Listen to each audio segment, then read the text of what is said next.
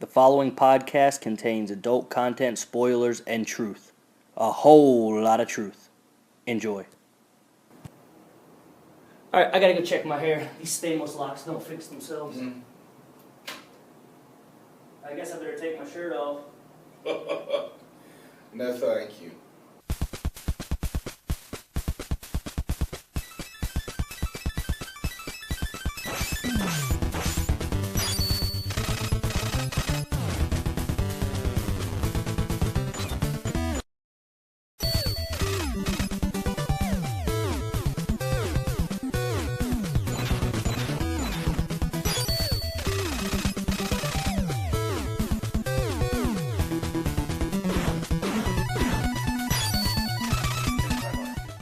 You ran this huge cruiserweight tournament, and you were like, "Oh yeah, sure, we'll put Derek Driver over," and you pulled a big swerve.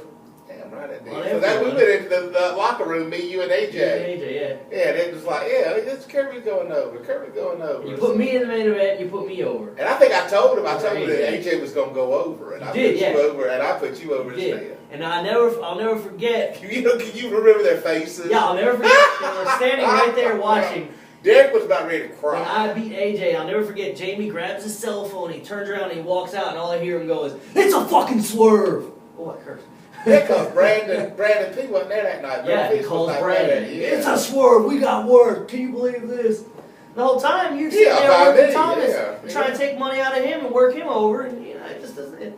Double standards. It is. I know. I thought it was funny. So what made you pull the trigger and put the bullet in the head of Forest City? I was out of money. I couldn't afford it. Yeah. It took me. Heck, I ended up having to pay a couple of months of rent on that thing. $1,000 a month. That was a hole. Plus, Jeff Hamrick's then wife's brother screwed up the roof and stuff. Yeah, that's like $15,000. And was that took forever? When you shut down Forest City? Was that also the big falling out with you and Future Shock and Jeff Lewis and Michael Adrian? Yes. Now I think Jeff Lewis telling that the night that Neil Nitro's shoulder got dislocated or trying to do a stupid spot. He did that on me. Yeah. It was. I think that's what kind of caused it with them, and then really at that point with the Future Shock with that. But now, before we get into that, let me backtrack here a little bit because I remember in training with Jeff Lewis, which again I was telling you, I don't model any of my training nowadays after the stuff that Jeff Lewis. I remember Jeff Lewis would just come in with a notebook of spots that he wrote down from ECW matches. Jeff Hamrick, Jeff Hamrick, of spots that he wrote down from ECW matches, and he would just make us do the spots. Yeah. And I don't model any of my training after that. Like, well, you shouldn't do that. That's my not point, right training. And there's two main reasons why I do training. One is to help me refresh and get better, and two, I have made so many mistakes, and I have made so many mistakes that, granted, I can teach you the right way to do it, but I can also teach you the wrong way to do it. And I would much rather teach you guys the wrong way to make sure you don't do it that way. And that's really why I train. I don't want people to have to go through what I've gone through. I've also let wrestling really eat me up. I had to break you. I had to have you broken up. Yeah, no, and we'll get into that Chris Hammer, or CW one story too. But at one point I was living, eating, sleeping, breathing wrestling, and I got so involved with politics, and it ate me alive. It destroyed me as a person. Emotionally, and I don't want people to have to go through that. So if I can help people, you took it too seriously. Yeah, you took that seriously. And I never did. But speaking of that, I remember at training with Jeff Hamrick, Brandon Phoenix broke his thumb, right? Some hip toss or something. Yes, or something. Yeah. Now this was in pro wrestling where you know what you're getting into, you do it. And then his mother came after you and said you should pay for it, right? Yeah, pay for the surgery. And that's ridiculous, right? Yeah, when I was down to $31 in my bank account. Okay. Oh, I didn't know you were that bad off. Yeah. When I made the decision to close it down, $31. Yeah. I showed Jeff Hamrick the ATM receipt. I remember you took a loaner from your aunt to help the building. This is it. So you put a lot. That was to close it down. I took the loan to close the damn thing down. And I remember when you closed it down, you were like, I'm burned. I'm done out right now. I'm so burned. And I guess I didn't understand it. And in a sense, I was like, I can't believe he's doing this to us. But realizing now, I didn't realize you could put that much into it, like $31 down in your bank account. And I always look at you as this really rich guy. Oh my God, that's a word. That's a word. That's a word. You buy a lot. You buy enough dinners and bar tabs for people. What the hell? Your work's gonna get over. That's a work. So let me ask you that Hardy's book too. They put that crap in there. That's no truth. So let me ask you this. I know that once Forest City, there was a little tension, but once Forest City shut down, if I remember correctly, then all of a sudden it was Jeff Lewis and Michael Adrian, and they were just attacking you on the Regal board. Were they attacking you because? Well, there was no Regal board then. I think it was Regal's little website. Yeah. Were they attacking you because you shut down Forest City and they didn't have anywhere to run now? No, because they were attacking me because I wouldn't put up with a bull. I mean, I was. So they felt like they were exposing you, and you were. Screw you. I mean, what could they expose me about? Right. I mean, what did I owe them? Nothing. Nothing. They go and work for Anarchy or Wild Side for free. They go work here for free, there for free. Now, how do you feel about that? At one point, like everyone, and it seems to be like that. It's kind of on a 6-month trial with a lot of new promotions or a lot of promotions. Like at one point, everyone was drinking the Anarchy juice, then everyone was drinking the Roger Gleaton juice. Like And remember, I am the man who told him to take Anarchy and shove it, right? You are, yes. Yeah. Because they did offer what? To sell it to you, right? Oh, give it to me. They want me to come run it. And you turn it down. Turn it down. Why? You remember? Yeah, I remember. I was there, but why did you turn it down? Why did I turn it down? Well, let's see. The truth, because Julie Greenberg Moore, she is now, called and told me that Rick Michaels was going to jail for child molestation. And so it's like, get out of it, Thomas. Plus, that was one thing. That was one reason. Another thing was I was not going to be able to book it like you would need to be booked. Okay. Because there were going to be. So they wanted you to run it, but they weren't giving you the full control. And I'm not, my ego is not going to allow that to happen. Now let me ask you this: it's no secret that Wild Side Anarchy, whatever you want to call it, has a reputation for being a locker room full of egos. Like it's pretty hard. It's pretty cutthroat there, or at least it was. I don't know if it is now. I don't know. Especially like when ER was. I had been there in years. Especially like when ER was announcing at that point. Actually, the last time I went, I think was that night the last night of Wild Side. I don't think I've ever been to an Anarchy show. Why do you think it is that locker room has that problem? Do you think it's because if you get too much good talent in one place at one time, or do you think it's because everyone's drinking the Anarchy juice that once they get booked there, they think they're that good? I think part of the problem is Bill Barron's. Okay. Okay. Who I think is an absolute piece of garbage. Okay. I haven't even heard from Bill in a while. Yeah, well, lucky for the business, right? Yeah, I think he's down to Anarchy's the only place that he has his little paws in. I think that they think because it's on TV over this America One network, it's still in these places that have never drawn. They can't draw in their own town anymore. They can't even draw for their big shows anymore. The talent's stale. It's the same little clique of guys that are all the time. It's no different than CWF. Okay. Okay? Sure. It's no different than CWF. You know the same thing. There's that little clique. They think they're all so talented and whatnot because they all work each other every 2 weeks or so. They work on the shows together, so they think that because they have great matches there and then the crowd gives them a big thing. It's just like, anywhere that rush things, that they can actually draw money. When was the last person that came out of Anarchy to draw any money? Yeah, that's true. Like after AJ, it's kind of. Okay, yeah, AJ, he's drawing some money. Gunner don't draw money. Okay, nice guy. Sure. Maybe Austin Creed, Consequences Creed, what they call him now. Maybe he'll do something with WWE. But he did. In reality, he didn't even start there. He didn't start there. He came from a promotion that only drew like 2 people anytime they ran. It was right. Good old Brody Chase. Well, no, actually, he was starting in Atlanta. He started with the Rob Adonis, like the Christian thing. It's not Brody Chase. Yeah, no. So he, it's Bill. Bill is the common denominator because when it was the NCW days and stuff when Chance and Rick were running and Jeff G. Bailey was there even then. I mean, it was fun. No, there was not these egos and stuff. Right. But I think it's because of TV and Bill. Okay. You know, he's out there on the Bill website, and the Bill can get you booked here and there. And it's the NWA thing, so they're not even part of the NWA now. Okay. From what I understand. So I think it's the promoter's fault, and I think it boils down to Bill, is the reason why people are allowed to build up this. They think they're special for wrestling in some dilapidated old schoolhouse, the Church of Southern Wrestling, my ass. I mean, it's ridiculous. There's no reason. And again, like I said, Anarchy and CWF to me are no different. You got the same group of guys who are there, and they think they are special. And that's but then there's a couple of people. There's a couple of people there that are actually quite good. I think there's actually more people that are good at CWF than there are at Anarchy. And there are people I wouldn't use. I think there's maybe 2 people at Anarchy I would actually book on a show. Okay. But until the promoters, I mean, what it was, Jerry Palmer, and I like Jerry.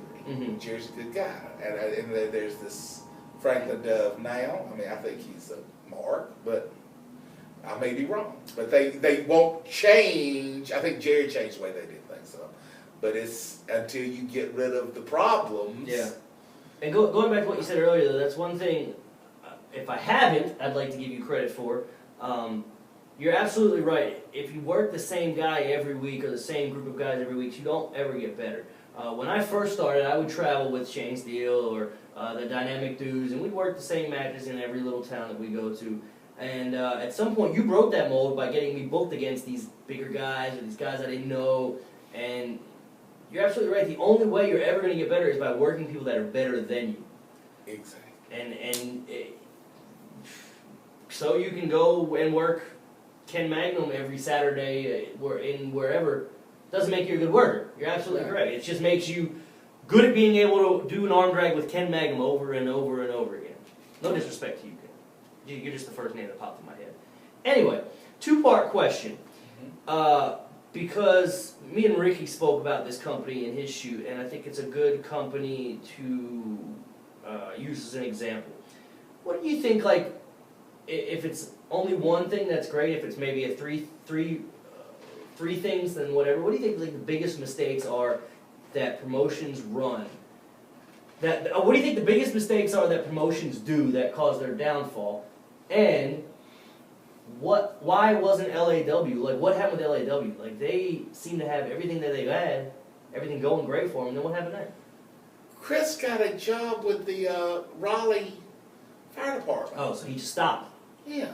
Plus, I mean, his dad, I think, was starting to have some health problems. They paid him. His dad's like a real estate guy out in Rocky Mount, North Carolina. So it wasn't Plus, Mike, I mean, he had some fallout with Mike and stuff, Okay. but still, Chris got a job with benefits. Okay, so it wasn't that they were like losing their butt or this and that. It was just that, No, because I saw it at the end of the night. Better things came. I say better things came. Plus, I mean, running shows are hard.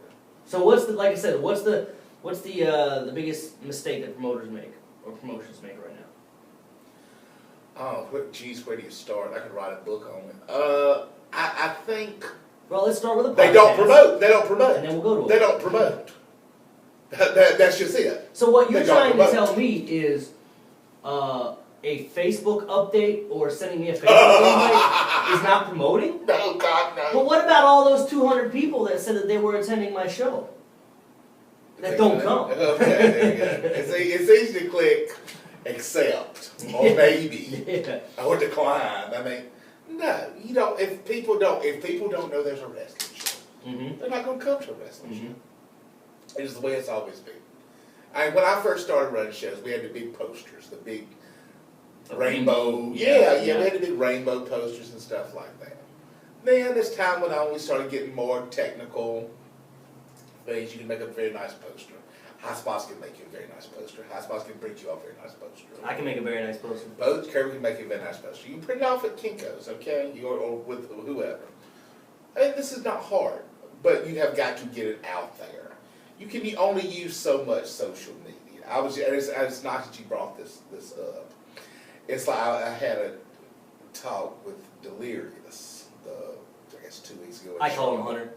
Okay, well, I didn't know how much kayfabe you No, so we were talking about promoting. I said, well, Jeff Jones had contacted me about helping out with some of y'all's promotion from Charlotte. I said, not that I live an hour away from Charlotte, but I know certain media things and stuff in the area. I said, so I did these things for y'all. I said, but how come y'all didn't have, y'all are on Channel 13, and you didn't have anybody up there on Channel 13 plugging the show in Charlotte? I mean, it's about an hour and a half away. It's still in the market. The edge of Channel 13 and Channel 40, maybe 30 minutes from Charlotte. I said, why weren't y'all up there talking about plugging the show and stuff?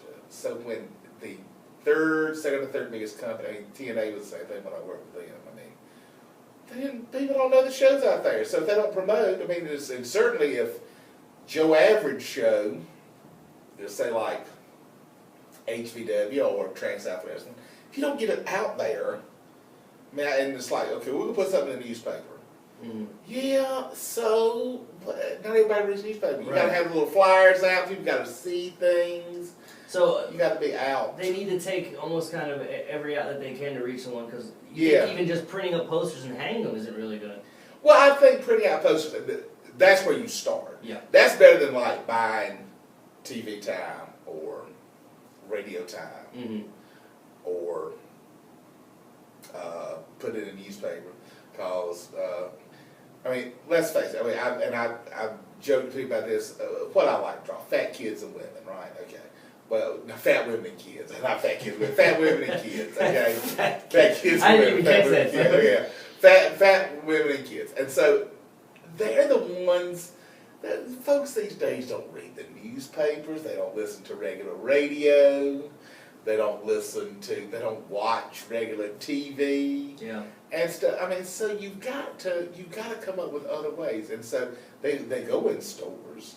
They see posters. They see big, the flyer on their car.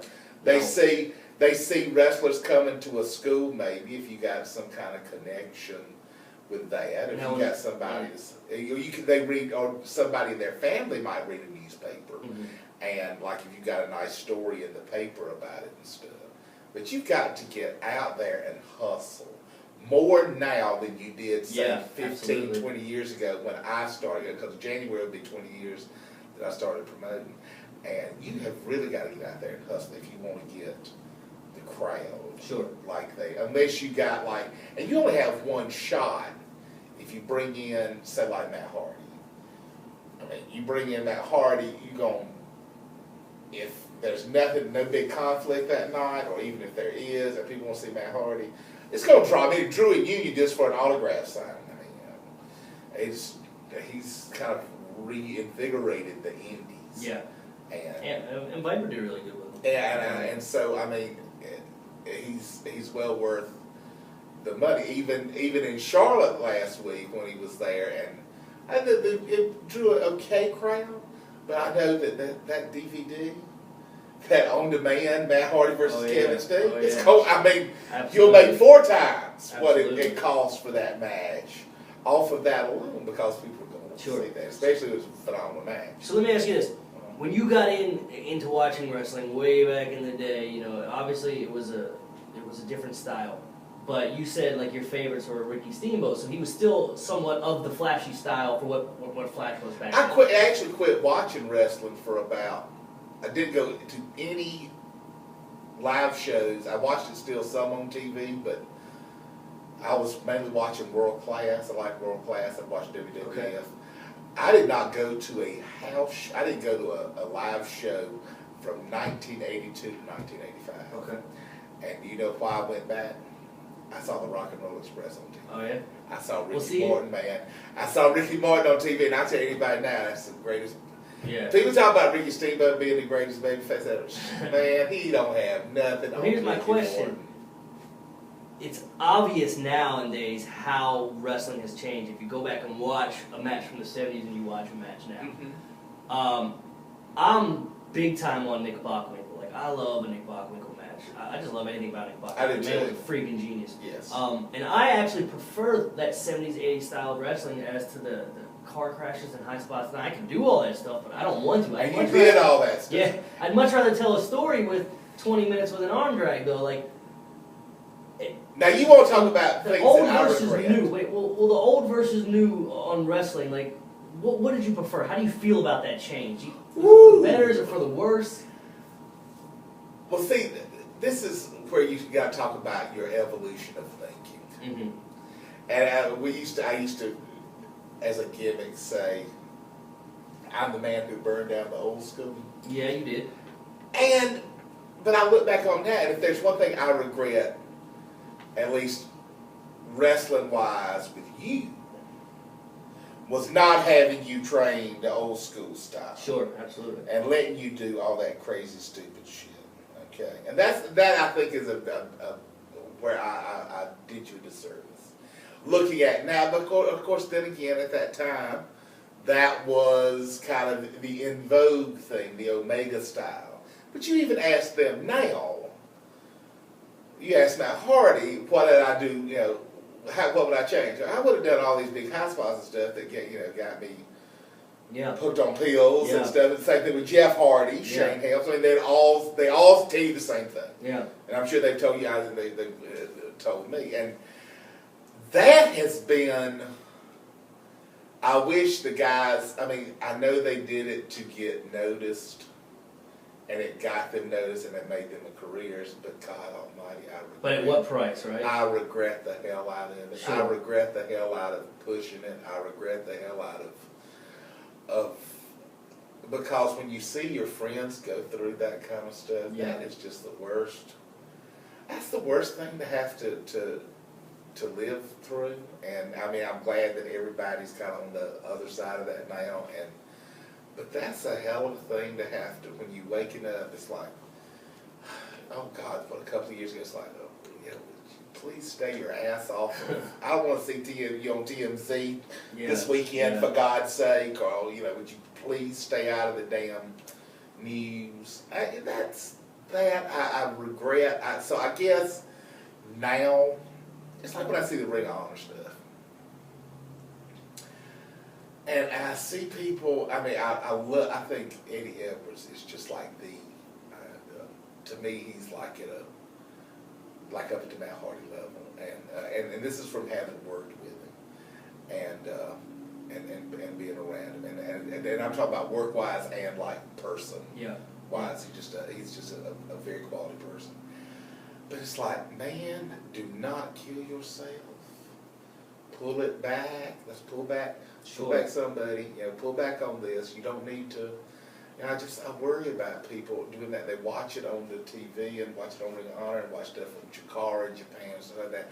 I think people do not know enough psychology. Absolutely. They do not know enough psychology, and it just grips it. And it's like a catch-22 though, because in a sense where like I know I shouldn't have to go out there and kill myself.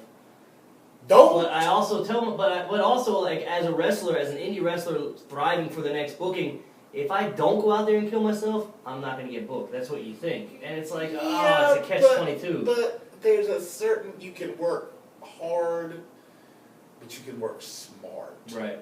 Okay. You can and you can work hard, but you can work smart. There's something to be said for being able to having a lot of drama in a match, and building up to this crescendo, and then it's over without killing yourself, taking some kind of crazy bump. Because it's like Matt always said, the bump card. It's finite. You only have X number of bumps on that bump card. And when it's up, you ain't getting any more unless you want to be crippled. Okay? Look at Dynamite Kid. Yeah. And I saw some of the footage, the raw footage from what they did with high spots with the pictures and stuff this past week, the other week. And he said he did it because he kept on wrestling even though he had spinal surgery and stuff, because he loved it. But there's a point though where there's a point where you just have to say you have to realize no more. yeah. Don't do it. Now, and I think that's probably where I failed you. Is not having you taught the sweet science soon enough. So now it's like don't even talk about doing a high spot in front of me. Yeah. It's like, and I've been that way for a fair while now, maybe 5 years, 6 years or so, that I've been kind of pull back on that kind of thing, because I mean, kids like to see it because it looks like the video game or the cartoon or stuff like that. And that's fine if you got a couple of people that want to do it, maybe in a match or something. But if there's no, that's what people say, well, I can do this spot stuff. Yeah, so what? Why? This was invented on my show. Or it was done for the first time in the U.S. on my show. Okay, this does not. Well, have you seen the video of Charade doing the double moonsault and not giving enough? I don't know who he is. I just know. I don't watch wrestling. Well, no, I watch Ring of Honor. There's a little clip out there on the internet. I watch Ring of Honor. This guy doing a double moonsault. He doesn't get enough rotations over. He lands dead on his head, fractures his skull, and like my whole thing is like, why isn't a moonsault enough? Why are we double moonsaulting? I hate that he's hurt, but like, why did you double moonsault? I have no. I can get just as much reaction out of a back elbow if I build to it and I tell it right than a double moonsault. I mean, it's a little ridiculous if you ask me.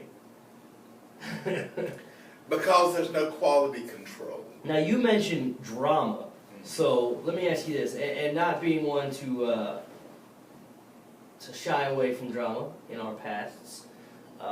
You or me, or both of us. Even when we ran a promotion, we would have a friendly rival here and there. But this was really before like the age of MySpace and Facebook. Like, what do you make of these guys just going left and right, blasting each other on the Facebook? And they're supposed to be professional promoters. There's nothing I wouldn't post on Facebook. I wouldn't say to someone's face personally, but that's always been my way. Sure. Most of these people, I mean, okay, so what? They talk trash about each other on Facebook. Come tell me to my face. Right. That's the thing. It's just like Roger Gleason, okay? Your old buddy Roger Gleason. I heard, he talk all kinds of trash to me. He talked all trash to me. Talk trash to everyone.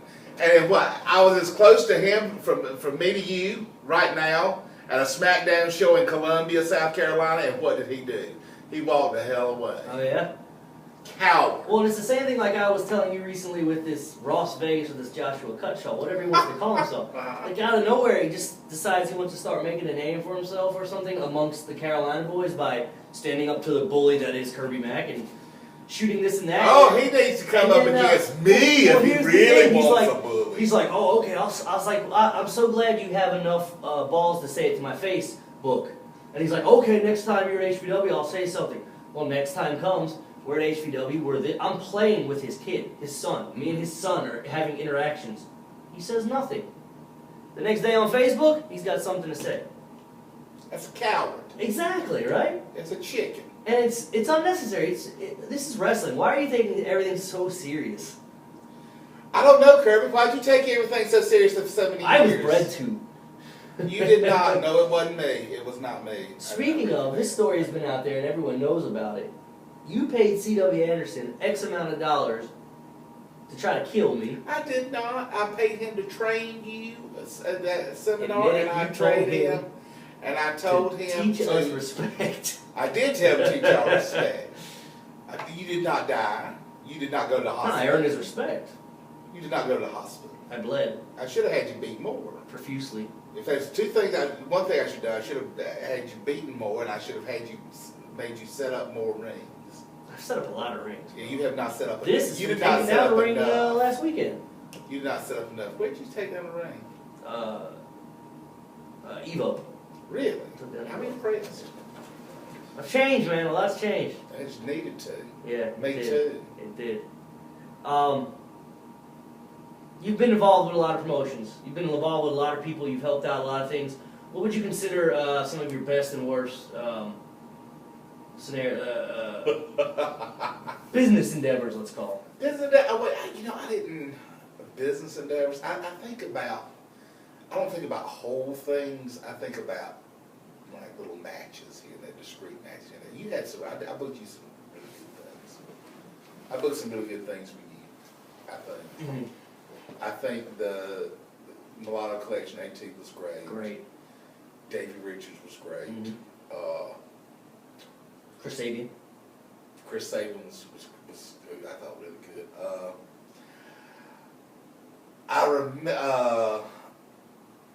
I know on one of Hermie Sadler's shows, you and TJ against Carino and C-Dub was great. Oh, one of my favorite That matches. was- One of C-Dub's favorite too. That was a great match. You and Carino always had great matches. Yeah. I thought. Yeah. Carino's one of those guys. He's like the Nick Bockwinkel of our era. Like he's that guy who can just go pound for pound with anybody. And still can. But he won't get that. He'll never get his up and comings until he's long gone, I'm sure. Yeah, I manage it and stuff. You just sit there and just watch, and it's like, wow, it's incredible. Yeah, yeah. It really is, and he was always kind of high psychology even years ago. But it's like now it's even better. Are there any guys out there now that are floating around on the indie scene that you feel are too much hype and you're predicting oh my God, they'll deflate very quickly? Okay, let me start with people who I think are underrated. Sure. I think Chase Owens, who I think by the time this shows will be the NWA Junior Heavyweight Champion, I actually think he's pretty underrated. Underrated. I think he's kind of well known in Tennessee and stuff. He did enhancement with me. He was there. He's when I did the for work for them. Now speaking of, before we jump into this, now that was when me and you were still button heads. Now we weren't talking. I wouldn't say we're not right? button heads now, but right. we're Well, we weren't talking. I thought you looked silly. Me and Stoney find this out, and I go, Stoney, just do me a favor. Don't tell Thomas. And Stoney goes, oh, I'm not. I want him to get a natural reaction to this. You turn on the TV, you see me with your other Kirby 2.0 or your other boy, Stoney Hooker. You were always jealous of him. How you feel? What? How's that feel? Seeing me and Stoney together on I thought, if I had known that he was going to be your partner, I'd have called somebody and got taken off at the time. I mean, that was just a vengeful bastard there, right? I was proud of it. I mean, but yeah, if I'd have known that time, I'd have made a call. Sure. If he had told me, I'd have, because I've stooged off something. I guess that'll, when I do the career retrospective, I've got taken off of extra talent. Yeah. Well, no, that's a good thing. We'll save that. That's a little teaser for your career retrospective. So yeah, but I was proud. I thought it was a nice spot. I thought you kind of oversold. Your facial expressions look kind of goofy. I did. They did. They look. You're ridiculous, but everyone is entitled to their own opinion. I am entitled to my own opinion. I think your face is ridiculous. All right, let's go back. Well, it was a lot better than match the next night. Speaking of overhype, speaking of overhype, John Schuyler. You think? Oh, jeez. Yeah. Look at that little fat bastard. I mean, he's a little fat boy. Overhype. I mean, I guess. The stringy hair. He can't keep his weight under control. I guess everyone has their his moment in the sun. His psychology. But what kind of sun? His psychology is like. I saw him on an Anarchy match. It's like you were doing okay, and then you just kind of did something crazy. Well, that's what they told me to do. Like, you don't. Yeah. Now I think he's kind of. I think there's a lot of hype on him. Me and Stephen Walters and John Schuyler had a bit of an issue not too long ago, and that's another one that's not. You want to talk about blown. Well, hold on. I think we got it under control, or at least I hope we did. I tried to talk to them man to man, but I really felt like I know where they're at right now. They're getting that exposure. They're getting those bookings up north. They're getting, they're booked every weekend, and they're getting their name out there. I've been there, that was me. But the way that they were treating me, kind of like, I really feel there's a fine line in ball busting and just being a jerk. And I told them, I was like, when you guys keep at it and keep at it and keep at it, you're no longer busting my balls. You're just being an asshole to me. Tell me about it, Kirby. I know that. And so, I know, I get it. And so I told them that. And I said, look, guys, I respect you guys. I'm so proud that you guys are getting what you're getting. You're getting your up and comings. That's fine, but just please watch your attitudes. I don't want you to be me. I don't want you to be who I was. What they bust your balls about? It's nothing even that I can really remember. It doesn't even matter. But it's like I was telling him, I don't want you to be Kirby from 2005, 2006. I don't want anybody to be that guy. So I felt like we settled our issues, but yeah, like I know what you mean. Stephen Walters, I mean, I used him for, remember when we did Power Pro? Mm-hmm. I used him in Power Pro, and he screwed up the one little spot to run out to the ring and stuff. I ain't used him since. Remember when I worked him in law? Oh, yeah. I shot on him. I mean, it's on YouTube. I didn't mean to. He's another one who kind of has, like, weight issues unless he's in England. You're on the safe house. Yeah, it's safe here. Getting the goodies from the British Health Service. I mean, when he's gassed up, I mean, he looks good, but otherwise he kind of looks bad. I mean, I guess his work is okay. I don't know. Again, I don't think he's very authentic. Okay. I don't think John Schuyler's very authentic. I mean, and that's what I was telling John too. I was like, John, like, I don't understand why me and you are butting heads so much. Like, you used to be a fan that paid to get in to watch me and my brother wrestle, and used to want to talk to me in TJ Intermission because we were wrestlers and you were a fan. Mm-hmm. And I mean, good for you. You busted your butt and worked so hard to get where you're at, and you've got the respect to you. But don't need to forget. You don't have a need to forget where you came from. You that's were the box that's boy. Lodi. You know, that's Lodi boy. That's like. I mean, he's riding coattails in a lot of ways. Yeah, he's riding coattails in a lot of ways. Same thing with Stephen Walters, same thing with the Brady Pierce, same thing with Billy Brash or whatever his name is. I like those guys. Billy Brady, yeah. I've been working the program with Brady. He's really good. They were at the PWX last week, and it was like, okay, they come late, they don't help with the ring, and that kind of shit. I don't have any use for. You're a young guy. So put a bad taste in your mouth.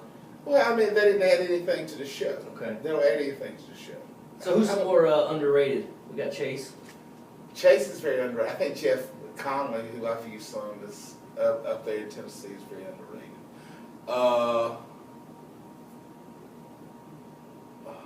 Underrated.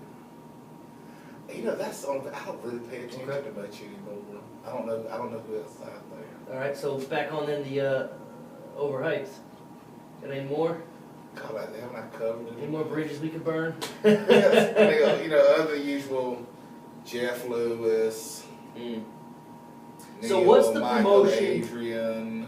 What's the promotion in this area that is the promotion? PWX. Yeah.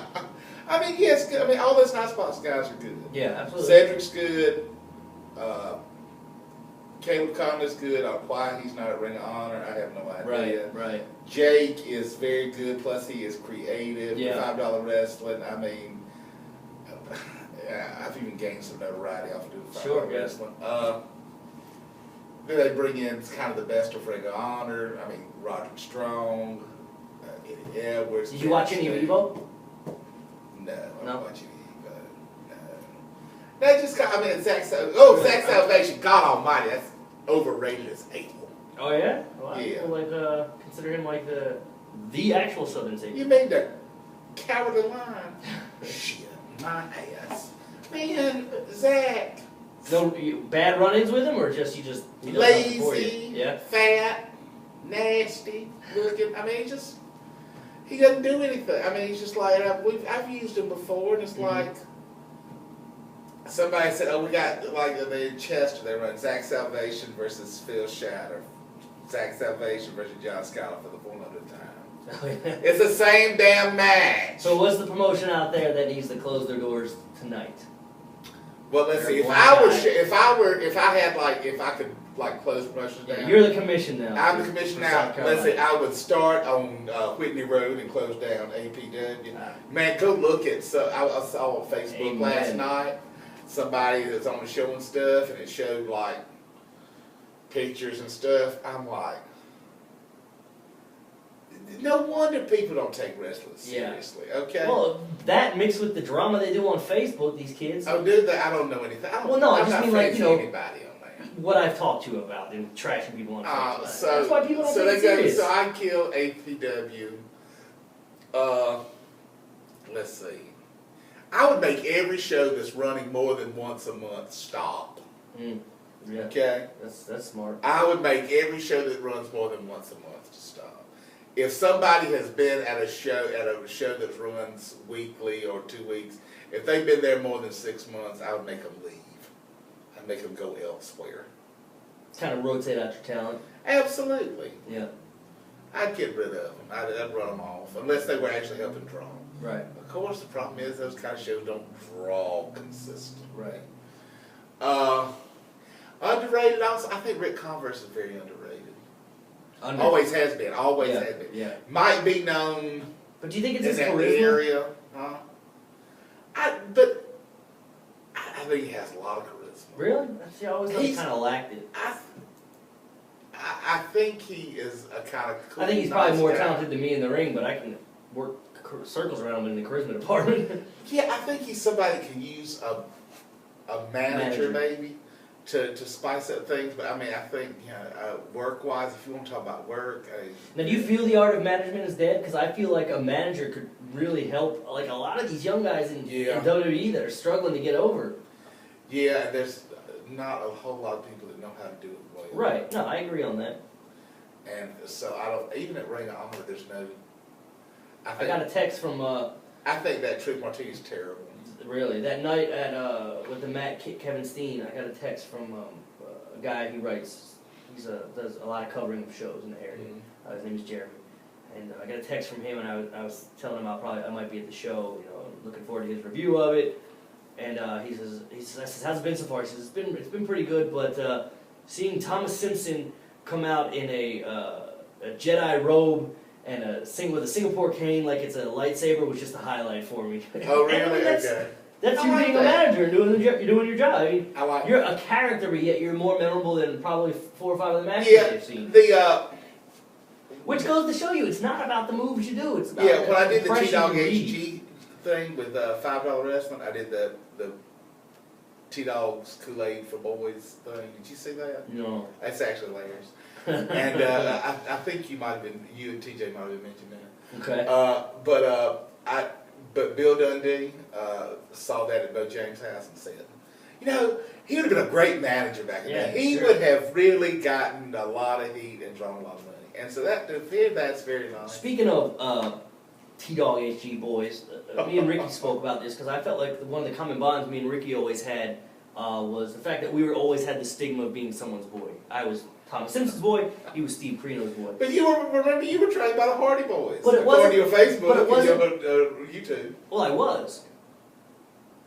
But that's not to say you didn't get me there. Okay, You didn't train me. I didn't train You gave me the tools. I gave you tools. But what I'm saying is like, how does that feel to you that when people run around and like now it's like Alex, oh he's Thomas Simpson's boy, and then they give that, it has that stigma on people. Does that bother you? Or you Is not that a care? stigma? I did not know that was a bad stigma. Well, only in a sense where people, and I think it's the jealous people, they think I like know sexual that's what it favors is. are traded or custom matches are traded to be your boy. God, customs pay better. And I don't even think I've ever. You never done a customs. No, I've never done a customs, but like there's But I never don't been even do anything customs. I mean, inappropriate ever between us. I don't. It's jealousy. Yeah. You can boil it. That's all it is. That's all it is jealousy because they would love to be in your spot. Absolutely. They would love to be in your spot. And you got jealous if I made friends with anybody Well, and yeah, I try I to did. help them out, like Stoney in particular. Because you know what's funny? When I was Thomas Simpson's boy from someone else, I was like, I am not Thomas Simpson's boy. But when then someone else would come in and try to move in on my spot, I was Thomas Simpson's boy. So yeah, I got jealous. Well, I mean, this kid's not getting my bookings. but what? That's because so many people don't know me. People don't know me. And I was You're self-conscious. I was self-conscious, and I was self-conscious as Tom. Stoney is a damn good talent. Yeah. He's gonna outwork me, and then he's gonna take my spot. And I guess I was never really confident enough in our relationship. And that's probably because of me rather than you, which is why I would be jealous. Oh, of I that. am sure that it had to be. Yeah. Because Which is why I was jealous. Of I that. put up, with things from you that I would not have ever put up with any other human being on earth. And I think at times I tested that, and I don't know why, but I think I probably did. And I lasted long enough. I should have been shot. I lasted long enough.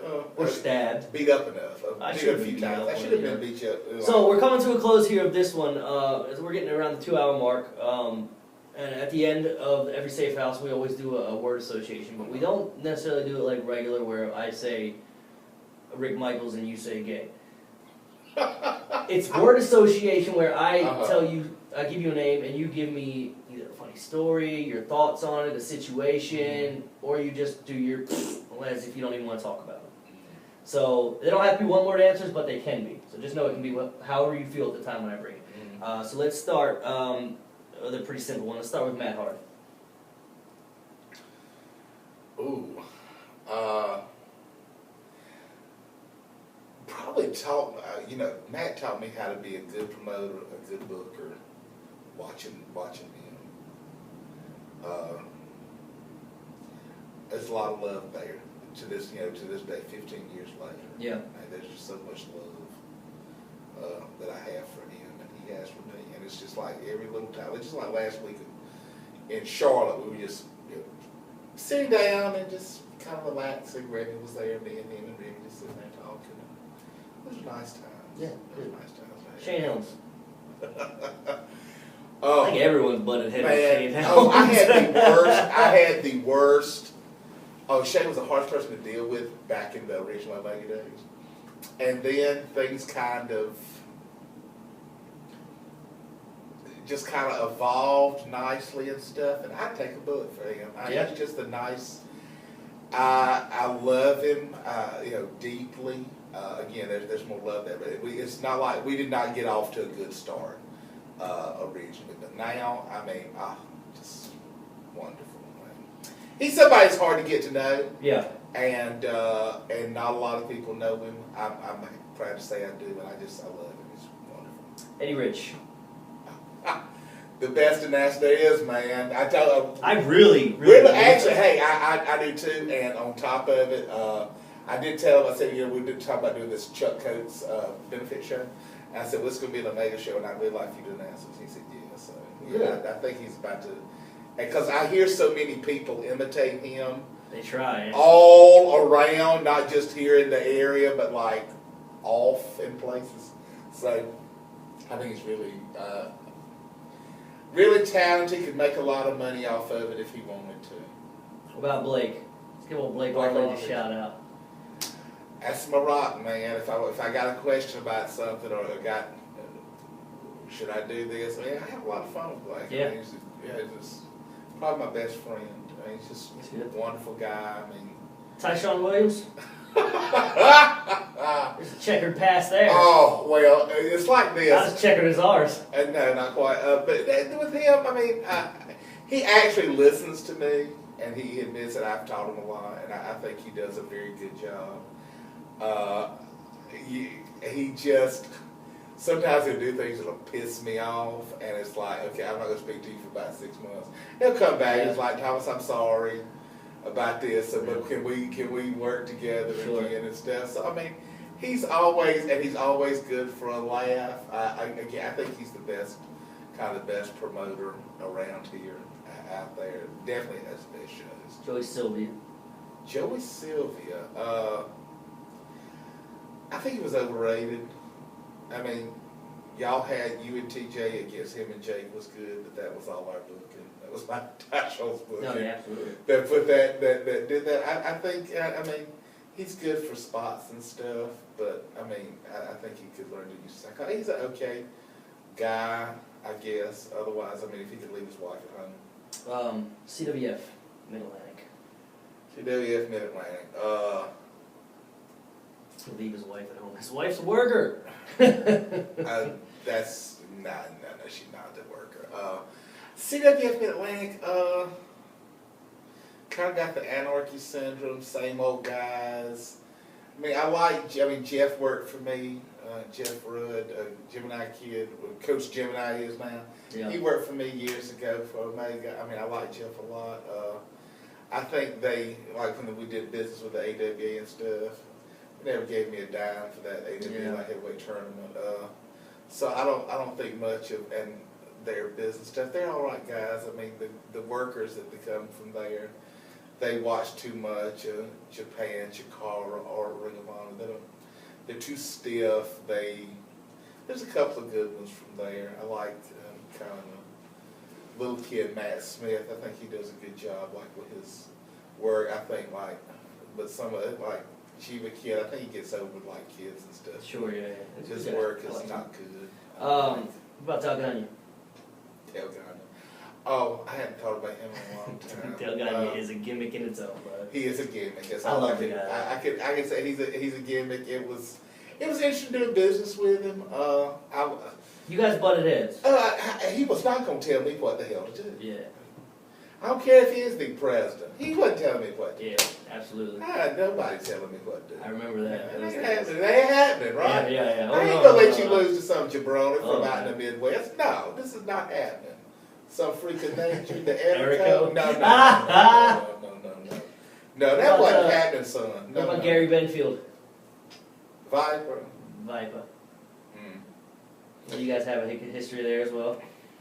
Yeah, he's just foolish. He's a very foolish man. At least you're training people that up there now that they at least might know how to take a bump right. It's more than I can say for when he was running his training school or whatever. I mean, I just think he's bad for business. Stone Hooker worked his first match with me. So did Alex. Yeah, and I had to have him taught right.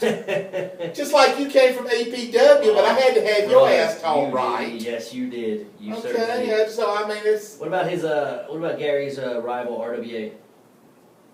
Tom Williams. Yes. You know, I thought Tom Williams was a good worker when I used him. I thought Tom did a good job. Tom does not know how to promote no more than the man in the moon. Tom should not be a promoter. Tom has a problem. Tom doesn't know how to promote correctly.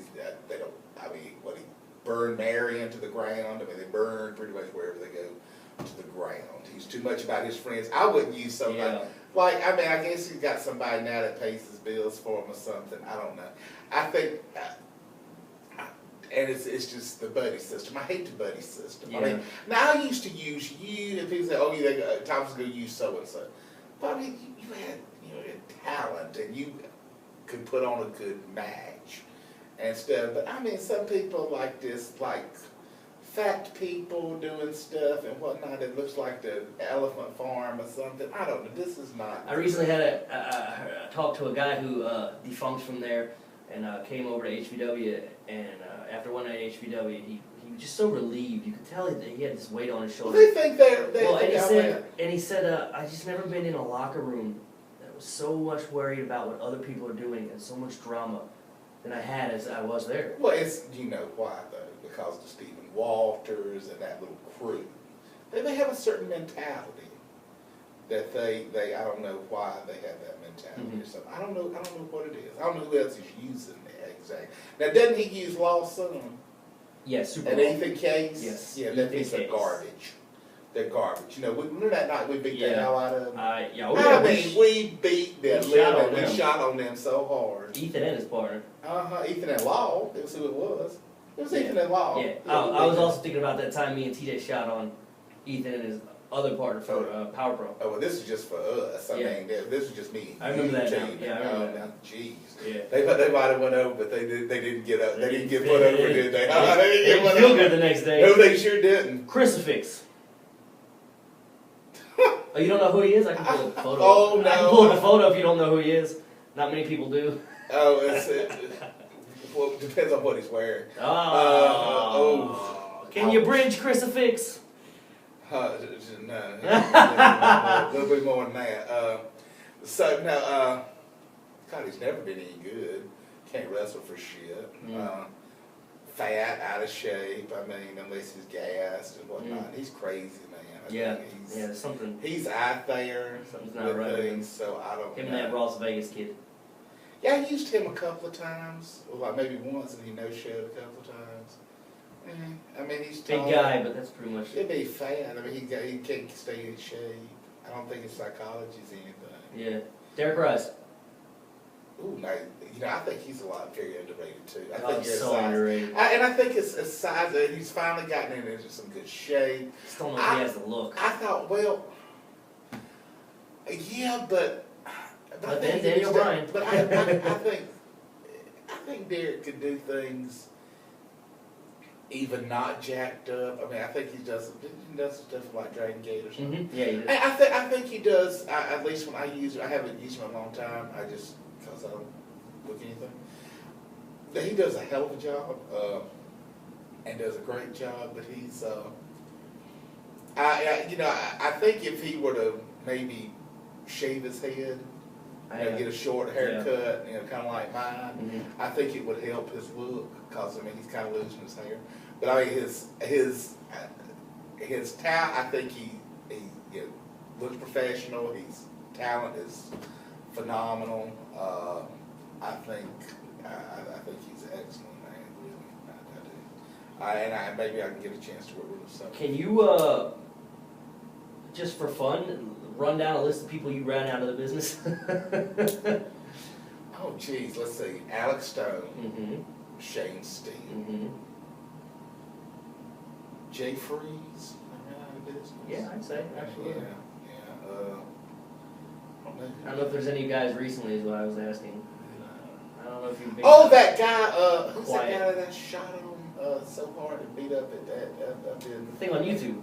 Yeah. Sledge. Yeah, I ran out of business. I beat him up. Is there anybody else? There's some people I should have run out of business for sure. I know you've made it difficult for a lot of guys. Oh, yeah. At all levels of the business on top of it. From Paul London. Alex Averinos. Alex Averinos. Oh, I think he has a very bright future ahead of him. I mean, so I'm actually a lot tough when we go to those places. I'm a lot tougher on him than I was on y'all because I knew what mistakes I made. Yeah. So, but he told me last week. He said, "Thomas, I really want to learn how to work like Steve Carino and Matt." He said, "That's the people I want to learn to work like I like." And that made me very proud because that's who you want to learn how to work like. Yeah, absolutely. Yeah, I think he'll do well. He just got to. He's still in high school. He's got size on him. He's a tall guy. Got a good body. He can work on his body. He's just at that age where he's got to be careful. Yes. Because he's giving a little glimpse of old Kirby. Oh, I don't know. Well, it depends on who you talk to about that. Sure. And then there's some people like you just we talked about that like the old Kirby, and that's the people you said you like. I see some of that in. Yeah. It's here and there. And then, but I mean, any young people that are just getting into the business, they really like that. Yeah. Especially if they're like at these little promotions, or they think big fish, little pond. Yeah. That's that crucifix. Oh, jeez. I got a whole half hour on those guys, those cats. Man, I just don't. If you don't have the talent, I mean, he's not that good, and I mean, they wear the singlet, so if you're not, I mean, I don't understand.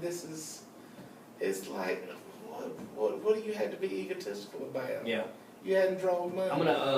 I agree. We're gonna wrap it up. We're at the 2-hour mark. I want to give you a couple of questions here, and then we're gonna tell people where we can find you. We're going to find out what's next for Thomas Simpson, and we're going to close it out. Thomas, I want to get into professional wrestling. How can I get into it?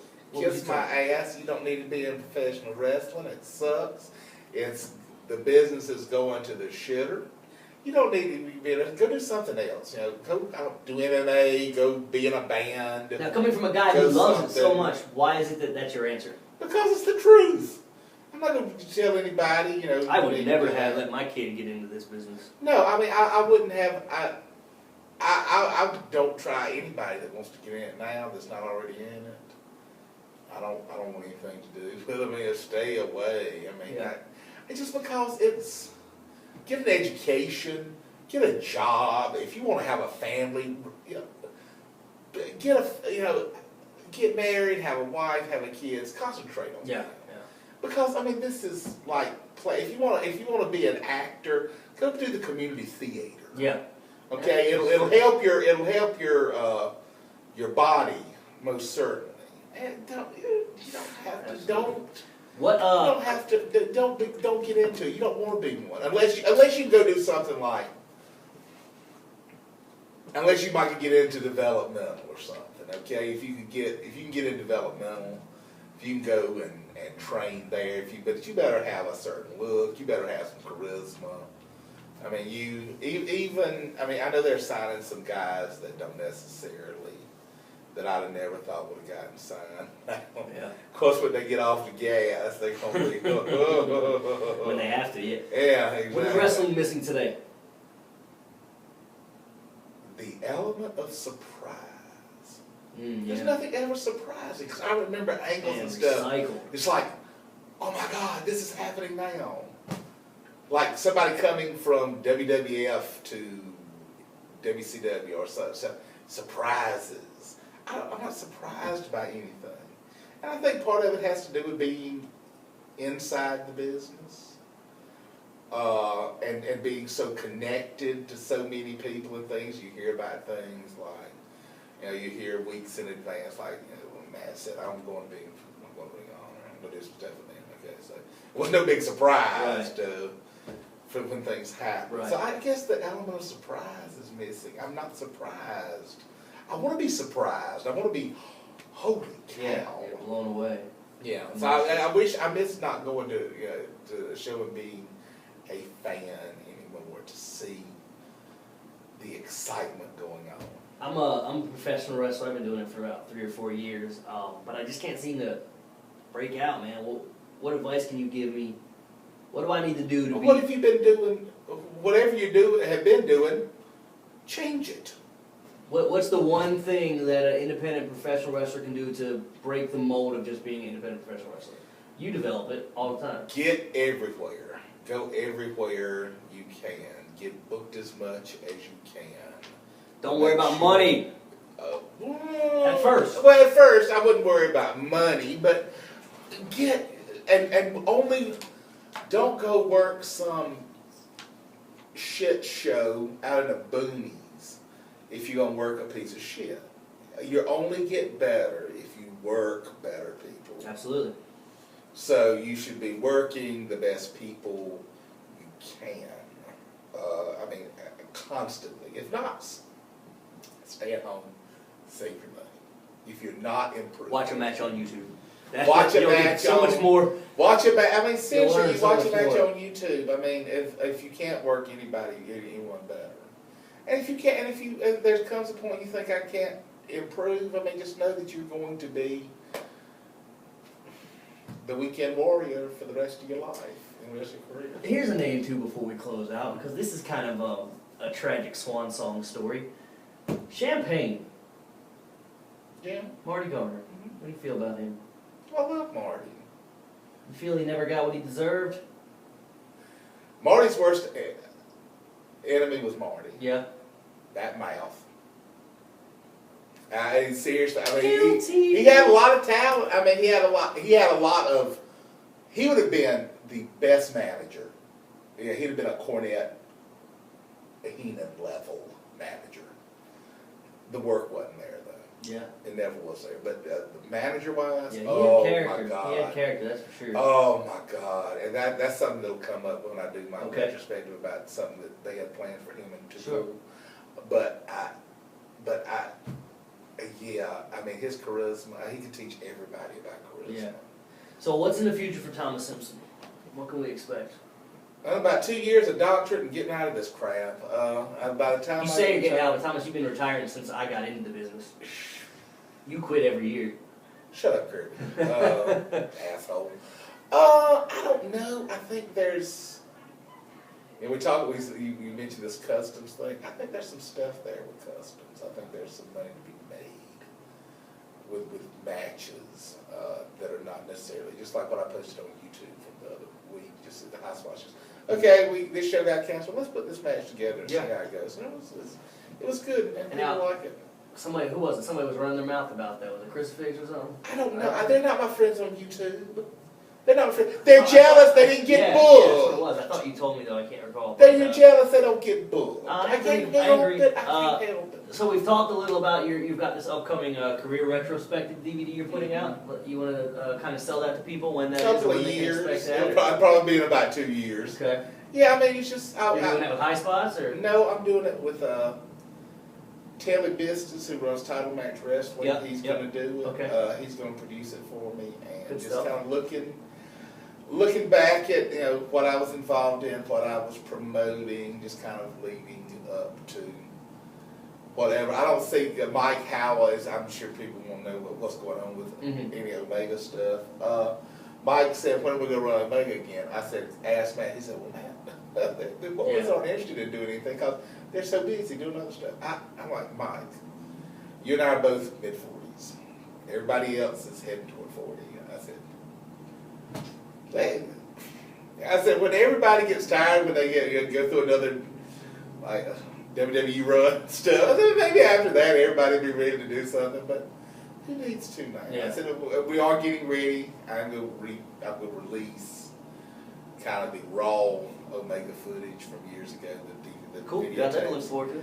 And See I a bunch think of spots on Matt the and I indies now that you Matt know and I- about. Matt and I have talked about all of us kind of getting together and watching some of those old matches and doing commentary on it and kind of putting something like a Uncommon Passion version 2. And, it's been one hell of a ride with that whole group, even being kind of in the extended group myself, man. All of us, we've just been through so much. It's a hell of a story. It's been hard, yeah. It is a hell of a story. But we always end up finding each other in the end in some form or fashion. Yeah, I mean, it's just brothers fight. Yeah. Okay. Yeah. Brothers fight, and I mean, there's some people that are having conflicts now with each other, and they probably always will from time to time. Yeah. And as we talked about earlier in the beginning, actually this was a very safe house. It might be because of the alcohol's been taken out, but it's good though. It was a very good one. But we also have to look forward to another meeting with me and Thomas where we'll hash some things out, and I'm sure at some point during that the tides will turn and Thomas will be the interviewer and I'll probably be the interviewer. No, I think we actually covered almost about everything that I wanted to get out. I think you'll have some questions I don't need to answer. Oh, I got questions to ask. I don't know if That's you what want. I'm saying. I don't think you need them on. You No. want to show them on that. We'll see. We'll see how that goes. Okay. So that's it. You got where can people find you? Twitter, Facebook, anything like that? Twitter, I don't do enough Twitter. Not I don't have a Twitter, smartphone but, yet. If I do, later on. He's, Thomas Simpson on Facebook. Thomas Simpson on But if Facebook. I don't know you, I probably won't accept Probably won't accept you. Or he'll remove you if you got some heat. If you talk trash to me, I'm going to delete you. And he'll also delete you if you try to talk to him through someone else's profile. He'll delete that profile as well. Sorry, Ace. And he'll send some heat. I owe you a receipt, kid. I ruined that guy's career, right, Ace? Smitty will tell you that, his dad. But, all right, well, Thomas, man, it has been a pleasure getting to understand and learn some things from you. I've even learned a lot where you came from. It wasn't too boring. No, absolutely not. It's been 2 hours. Vicky Regal says this is boring. I'm going to go leave him alone. Well, brother, it's been 2 hours, and it honestly felt like a half hour to me. It has. The only reason people are going to say it's not boring is because you probably didn't go on a profanity-laced shoot, but we've all changed, and as you've said before, you're not about that anymore. I would have, actually. It depends on who you're talking about. Yeah. What's the point, right? Yeah. There you have it. Thomas Simpson and Kirby Mack in the same room together on tape, not fighting and clawing each other's eyes out, actually being able to sit down and have a civil discussion.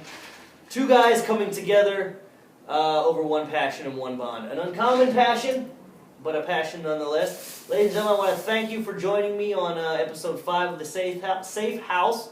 I want to thank Thomas Simpson again. It's been a pleasure. Absolutely, man. I really do appreciate you coming. I know it's probably hard at first to get this whole thing together, but I appreciate it.